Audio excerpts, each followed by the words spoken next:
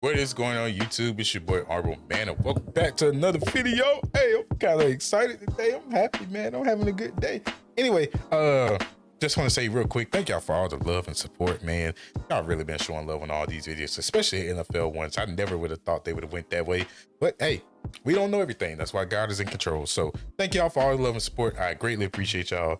Today we checking out a Mr.Ballen video. I want to get back to these. I really enjoy Mr.Ballen videos, but I want to kind of see if I can re-gauge the interest from you guys and see if you guys are still interested in receiving these. So we're gonna check this video out today, and if you guys want to see more, then I'll go ahead and knock out some of the more recent ones. But let me know in the comments what you guys think, and if you guys want continue to want these videos from Mr.Ballen, which I said, you know, I love these videos and I hope that y'all do want them. So there's my hint to say you want them.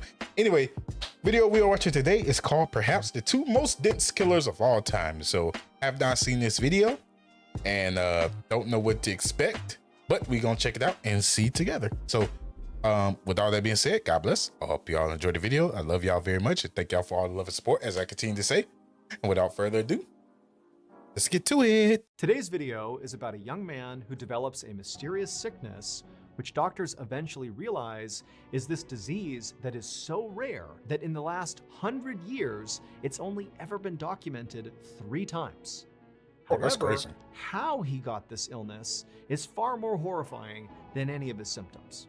But before we get into that story, Okay, this if might you're be a fan banger of right Strange, here. Dark, and Mysterious, delivered in story format, We then are. you've come to the right place because that's all we do. Oh, yeah. We upload once a week. Oh, So if that's of no. interest to you, please ask the I'm like sorry. button to walk your pet for you while you're on vacation. But I don't don't tell trust them them. that your pet is actually an angry saltwater crocodile. Also, please subscribe to our that's- channel and that's turn not on fair. all notifications so you don't miss any of our weekly uploads. What's the Okay, let's crap? get into today's story. Oh man, what's the crocodile name from Far Cry 6? I forgot his name. Is it Guapo? Or I don't remember. Hey! Clocked out. Clocked out. Are you On the making fun of me? afternoon of July 29th, 2016, a 2016, 23-year-old recent. college student named Felix stood in the break room of the Felix. industrial manufacturing company where he worked in North. One of my best friends from high school name is Felix. One of the funniest guys I've ever met in my life. Wonder if he ever sees my videos. If you ever see this, Felix, I love you, bro. I miss you. Hope everything is going well with you. All right, let me stop talking. Germany. He poured some cereal Western into a bowl, Germany. and then he took his carton of milk out of the communal fridge, and then with the cereal and his milk, he sat down at a table with 2 of his coworkers. So Felix was studying to become an engineer, and that was his primary focus. And on his breaks from school, he would work here as a machine mechanic. But as a result of that, basically just being a college kid looking for a side gig, it made him one of the youngest people at this company. And so oftentimes, Felix had a hard time relating to his coworkers, who were all basically a lot older than him. And in fact, now, as he Got sat down families to and eat stuff, cereal, and he just a you know, the 2 regular coworkers kid. that were sitting there already, these 2 men named Otto and Klaus, who were in their 50s, it's like they didn't even look up and acknowledge him. They just continued silently eating their sandwiches as if Felix wasn't even there. At first, Felix put up with the fact Be that like this that lunch sometimes. break so far was pretty awkward. Like there was no conversation happening here. He definitely felt like he did not belong here.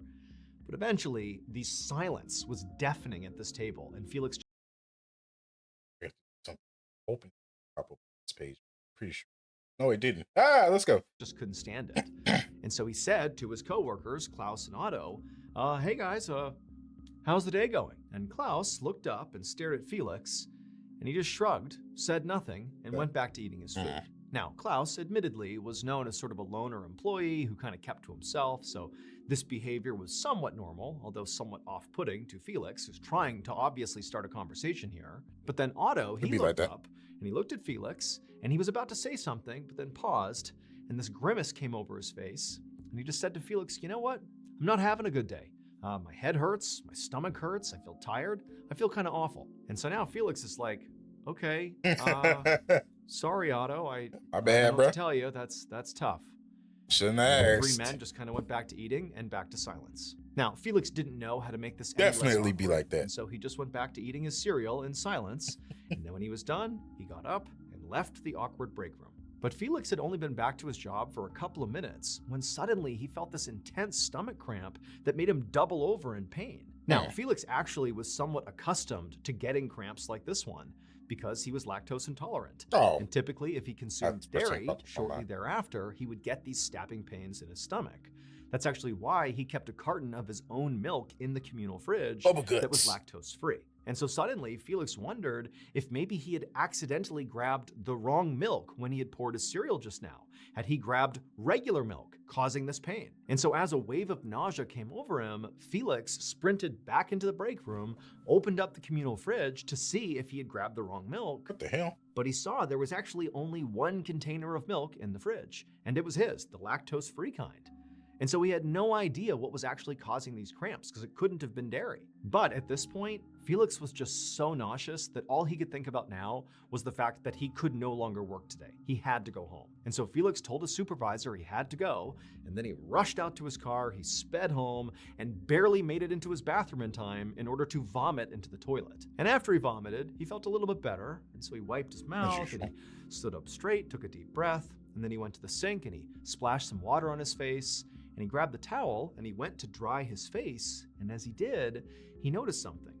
He noticed the tips of his fingers were now tingling, like his hands were going numb. And so reflexively, he put down the hand towel and began flexing and opening and closing his hands over and over again to increase the circulation to his fingers, to maybe get the feeling back, but nothing he did seemed to help. And at this point, Felix couldn't help but feel a little bit scared. Now, stomach cramps and nausea were somewhat normal symptoms for him, considering, again, he was lactose intolerant. Yeah. Those were sense. normal symptoms of illness.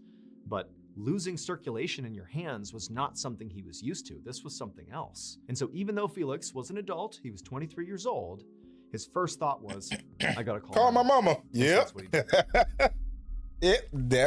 That's what you do. If you Call don't know mama. this, late last year, But that's two completely different looks, boy. Yeah, he threw me completely off. Hey, but hey, that's the key. If you don't know, mama, my fingertips stinging. Help me, please. Help me, please. Somebody, anybody. 2 weeks later, Felix was still sick.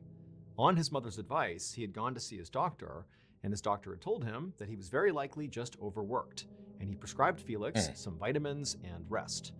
But those two things had not helped Felix. In fact, really, his symptoms had only gotten worse. He was still nauseous, and that tingling feeling he had felt in his hands had now extended all the way up into his forearms. And so as a result of this mystery illness afflicting Felix, he had not been able to go back to work, and he had spent the better part of the last 2 weeks just lying miserably in bed. But this morning, he was determined to get out of bed, take a shower, have a real meal, and basically just have a normal day. And so it started relatively well. He managed to, prop himself up and get out of bed.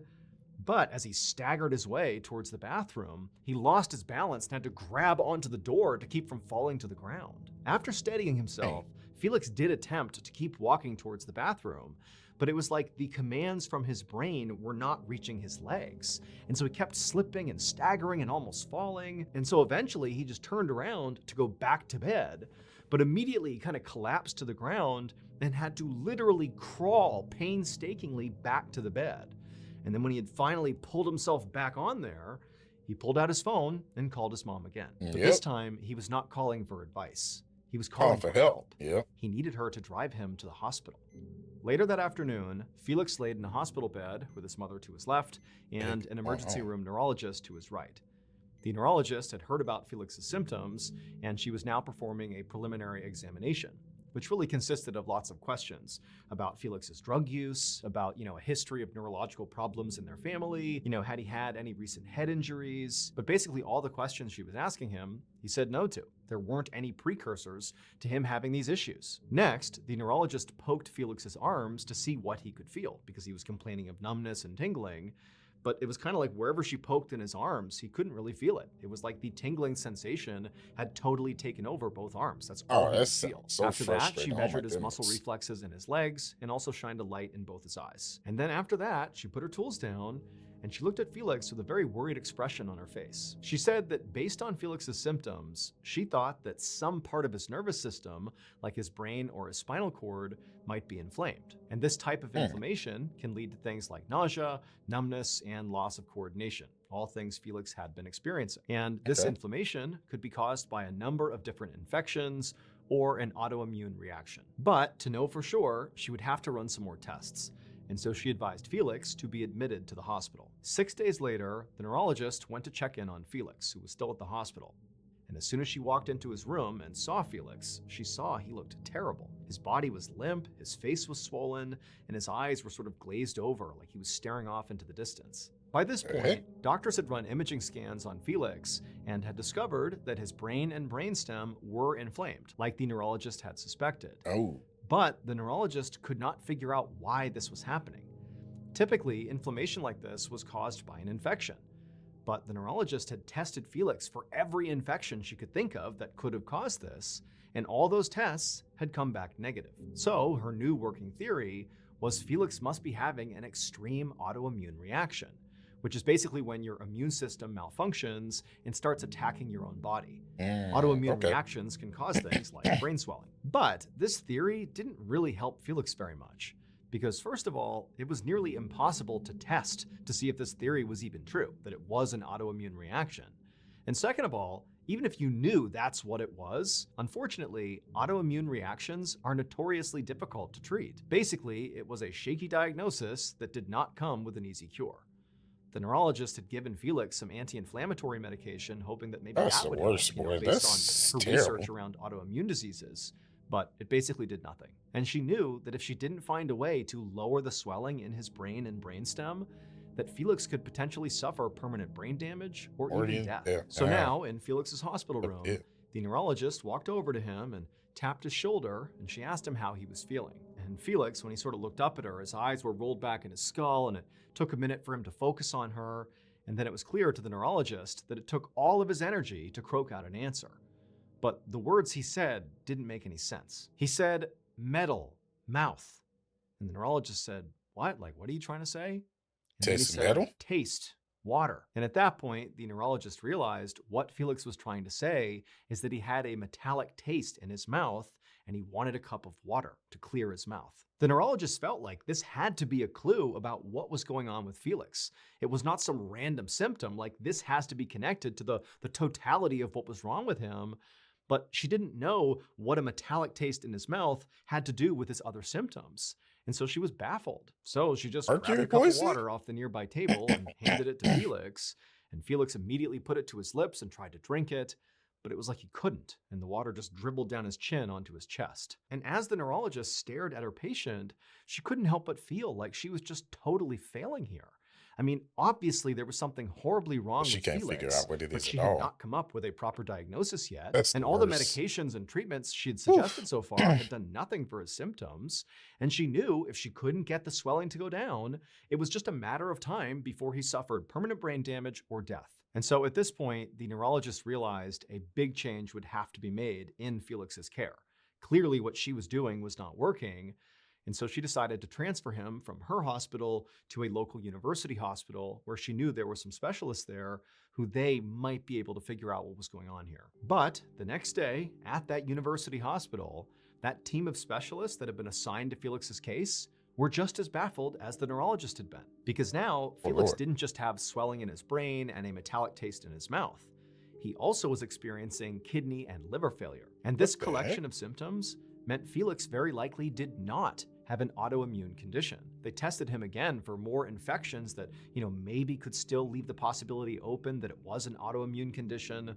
But again, those still all came back negative. And so effectively, these specialists who were here to, solve this puzzle were back at square one. They had made no further progress. And so at this point, all Felix's doctors could do was just hope that whatever illness was plaguing Felix would sort of resolve itself on its own.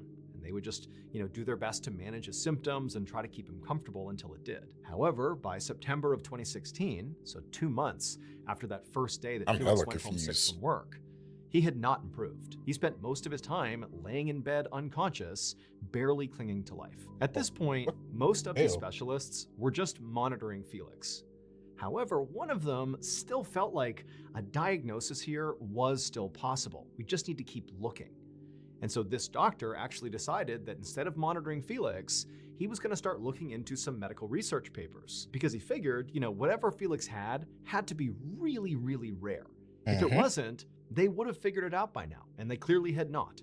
so he must have something rare. And if there's one place you can go to learn about very rare conditions and diseases, it's medical research papers. And so he began combing through all these papers, and sure enough, he would actually find a case about another patient who had the exact same symptoms as Felix, and they even appeared in the exact same order. First, the stomach cramps and nausea, followed by the tingling in the arms, then the loss of coordination in the legs, then the swelling of the brain, followed by the metallic taste in the mouth, and then ultimately kidney and liver failure. And just like Felix, this patient's diagnosis in this medical journal was not an infection, nor was it an autoimmune disease. Instead, it was a condition that was so rare, it had only been recorded 3 times anywhere in the world over the last century. But this doctor understood that even though Felix's symptoms did appear to match, it still was highly unlikely he actually had this diagnosis because it's so unbelievably rare. However, the doctor thought, well, I'll just rule this condition out. All I need to do is a simple blood test. And so he did this blood test on Felix, literally believing it would just rule this out, except when the results came back, it was positive. This doctor had just solved the case, the one that nobody else seemed able to do. But the doctor was not happy. Instead, as he stared at the test results, he was kind of horrified because this diagnosis was a death sentence for Felix. There was no cure for this. And worse, this diagnosis meant other people potentially could be in danger here. And so the doctor knew his next step, of course, would be to contact Felix's family and tell them what he had discovered. But he also knew this was no longer just a medical problem. The doctor called local law enforcement, and they began their investigation immediately. They interviewed basically everyone Felix ever interacted with on a regular basis, and they also sent forensic technicians to all the places that Felix spent any time. And these technicians ran tests on all the surfaces that Felix might have touched at one point or another. They also ran tests on the food and the water that he might have consumed. They even at one point tried to test the air that Felix had potentially breathed. And they did all this because they were trying to find one very specific substance. But despite basically looking everywhere in Felix's life for weeks and weeks, they didn't find it. Meanwhile, Felix's condition only got worse. By the end of September, he had slipped into a vegetative state. But at least so far, the doctor's worst fears had not been realized. They actually expected other people to begin to turn up to hospitals with similar symptoms as Felix. So he was targeted but then. They hadn't. So, with no answers, but with no other victims either, the police investigation began to wind down. Felix remained in a vegetative state for months and then years, and officials still just had no idea how this actually happened to him. They just kind of concluded that, well, this was a horrible tragedy that very likely will never actually be explained. But at least hopefully it will never happen to anyone else. But then, 2 years after Felix fell into his coma, some very strange things began to happen at his old manufacturing job. So at this manufacturing company where Felix used to work, it actually was pretty commonplace for employees there to get sick fairly regularly, like more than normal. However, their illnesses were sort of basic. Things like headaches and stomach aches and feeling sort of tired, things that didn't really raise big red flags. But now, Otto, the middle-aged man who had complained to Felix over their lunch break about his stomach and his head hurting, was going into kidney failure. And in fact, he was so sick he couldn't come to work anymore and had to get dialysis 3 times a week just to live. And also, another much younger employee whose name was Elias, he was 26 years old, he had begun having stomach aches. Now, again, that was fairly common at this company, but for Elias, these were not normal stomach aches. These were crippling, severe, like you can't focus on anything else type of stomach aches, similar to the ones Felix was having. Now, Otto and Elias had not spoken to each other about their respective illnesses. This was a place where people just kind of got sick periodically and kept it to themselves. It was just not really that big of a deal. So they hadn't talked to each other, and they certainly had not connected what was happening to them to Felix and his illness, which was now over 2 years before. But that would all change one day in May of 2018. So again, we're still talking about 2 years since Felix went into his coma, when Elias was having his lunch in the company break room, and he would discover something that would connect everything and blow this case wide open. Elias's shocking discovery led police to do a search on a local home. Hold on. I gotta get myself ready for this because this is crazy. Hold on. Let me back it up a little bit. I'm getting excited. Hold on. Elias's shocking discovery led police to do a search of a local home. And at first, this home seemed totally ordinary until they went down into the basement. Because down there, it looked like a mad scientist's laboratory. There was in this the metal world? table with all these beakers and scales on it, and then behind it were all these shelves that were stacked high with old jam jars and paint cans and even old mayonnaise bottles. And it would turn out, inside of these mismatched containers was a collection of deadly chemicals that the judge would later say were more toxic and more deadly than the literal chemical weapons that were used during World War I. This in the basement hell? laboratory belonged to Klaus. He was one of the 2 employees that Felix sat with during that course very it's him. awkward lunch break. I thought it was the The other one was Otto, who told Felix he didn't feel very good. I thought it was gonna and be the him. other was Klaus, the man who, when asked how his day was going, just looked up at Felix, shrugged his shoulders, and said nothing. It would turn out, for years, Klaus had been buying deadly Dang. chemicals online, mixing them together, and then sort of testing these concoctions on his coworkers. He would just poison their lunches and see what happened. Felix's What the hell? very rare disease that only 3 people had experienced in the past century in the whole world was effectively extremely acute mercury poisoning. Basically, Wow. an I was right. ungodly high level of mercury poisoning. I mean, it's not Because good, but- Klaus was literally just putting mercury into Felix's cereal, and he was just eating it up. In addition to poisoning Felix's cereal, Klaus also put lead literally right on top of Elias's sandwiches, and then he also put a combination of lead and cadmium into Otto's food. Klaus was only caught because Elias made that big discovery. While he was eating his lunch, he noticed there was a strange powder sitting on top of his sandwich. And so he Wow. called the police. Klaus never explained his motives for the poisonings. Oh, now In you want to March of cover your face? 2019, he Man, was get the... ultimately sentenced to life in prison. And unfortunately, 10 months after that, Felix, who had been in a vegetative state for 3 years to that point, passed away. As for Elias and Otto, they still suffer from long-term effects of chemical poisoning. And then you got, like, man, you can do all that, but then you in the court. You sitting in the court with your face covered up. Get the hell out of here, man. You do some evil, heinous, disgusting, ignorant stuff like that, which is just insane. But then you got the nerves to be trying to cover your face in the courtroom with a folder. Oh, man, if I was a security guard, slap that folder. I just got there. Man up. Show your face. If you that tough, show your face. You can kill people and test people like they some doggone test subjects, but you don't want to show your face? Nah, be a man. Show the world what you look like, weirdo. That was a crazy story. You know what's funny though? I didn't think it was gonna be him. I thought it was gonna be Otto because he was the one that actually responded. I didn't think it was gonna be this guy. Like that's just insane, bro. Like you really oh man, people are crazy. Moral of the story: be careful who you interact with. Be careful. Just be very, very, very aware of your surroundings and very aware of anything that's in a shared space that belongs to you, because you never know what people are doing. And people like this that's just doing stuff just because, with no real intention or motive, just doing it just because I'm just bored. I just want to see what happens. So let me poison these people. Like stuff like that, you just have to be very, very, very careful of. Just be very aware when you're in the shared space, when you're not around people that you can 1000% trust. Just pay a little bit extra attention to the details, and could potentially save your life one day. But with that being said, God bless. I hope y'all enjoyed this story. This was a crazy one. So I hope y'all enjoyed. I will see y'all in the next one. But until then, peace.